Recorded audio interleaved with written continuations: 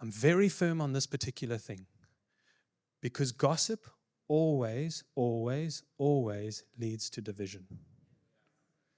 And where there is division, the Holy Spirit does not flow. Now, where my folks live in Fishhook, they live on a mountain, or not on a, that sounds like, I don't know what that sounds like. They live on the mountain in Fishhook side there.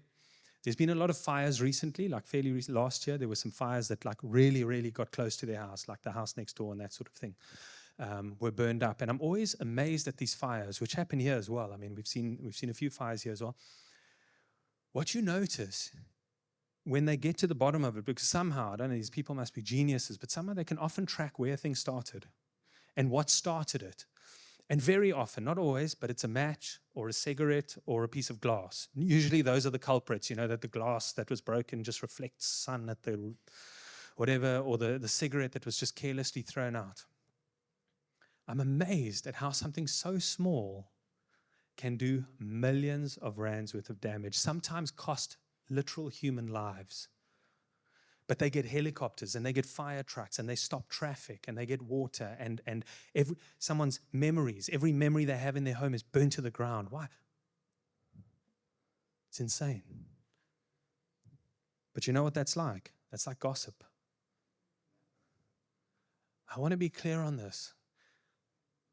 In this church, gossip is unacceptable. I'm very firm on this particular thing because gossip always, always, always leads to division. And where there is division, the Holy Spirit does not flow. And I don't know about you, but I want our church services, I want our life groups, I want our youth ministries, I want our kids ministry, I want those things blessed. I want the Holy Spirit to be active and working in that space. But where there's division because of gossip, guess what? The tap stops. It is so far from acceptable. It is unacceptable. In fact, if you want to be a leader in this church, it's part of what you need to sign. It's that important to us. You will not gossip. And people in leadership that gossip will be stepped down from leadership. It is that important to us that we maintain. Why? Because it's a careless word that starts a fire and it leads to division, and it's not what we're about in any way. One careless word and someone's reputation can be destroyed. One stupid rumor and a person's school life can be absolutely a nightmare. One rumor. I don't like that in Christian circles, gossip sometimes masquerades as concern. Oh, shucks, let's talk about this person. They're really battling at the moment, They're really struggling with this and with that and the next thing. Shame. Oh, that's hard. And we all show very deep concern.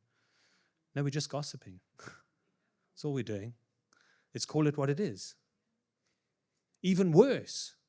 Oh, I think we need to pray for Nathan. He's really battling with this one thing. And I think it would be good for us as his brothers and sisters just to hold him up in prayer. No, all you're doing is sharing things inappropriately at the wrong time in the wrong space so that you can make sure that people hear what you want to say. It's gossip. There's a difference between taking something to a leader, talking through it and praying through it, and mentioning it in a space that's actually not right for it. There's a difference. And we need to figure out that difference. We need God's help in that.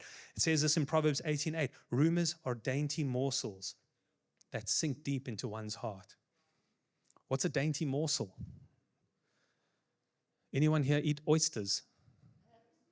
Gross. I have never had one, but neither do I need to. I've had the flu long enough to know.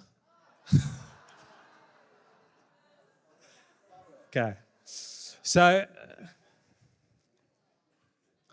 for me, that's not a dainty morsel. For me, a dainty morsel is like a little Swiss roll from Woolies. Oof. Come on. You just, But that's what gossip is like, isn't it? It's like, oh, really? I didn't realize that about that person. Oh, shame. I didn't realize.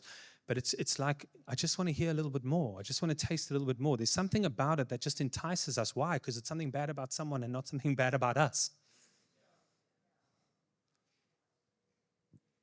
Listen to this. It's an ugly sin, and we take it seriously.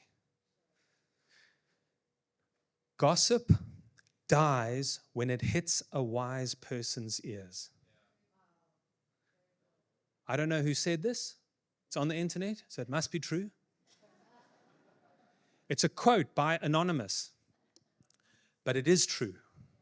Think about this. Gossip dies when it hits a wise person's ears. And we can shut it down. Can we be those wise people that can discern whether something is genuine and whether it is not genuine in terms of the news it brings and who it affects? Proverbs 26:20 says this, without wood, a fire goes out. Without a gossip, the quarrel dies down. It's amazing when people stop talking about things in their little circles, all of a sudden they're not that big of a deal.